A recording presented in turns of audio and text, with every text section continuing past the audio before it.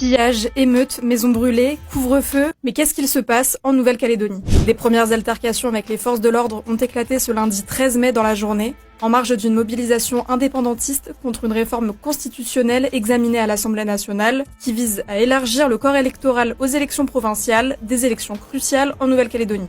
Le haut-commissaire de la République dans l'archipel a rapporté des tirs tendus avec armes de gros calibre, des carabines de chasse sur les gendarmes, pendant la nuit d'émeute sur la commune de Mont-d'Or, ville située près de Nouméa. Le ministre nous a promis des renforts, ces renforts vont partir.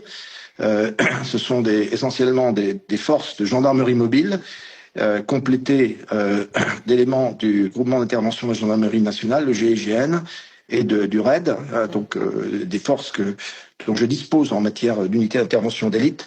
Et donc, évidemment, ces forces seront indispensables pour faire face.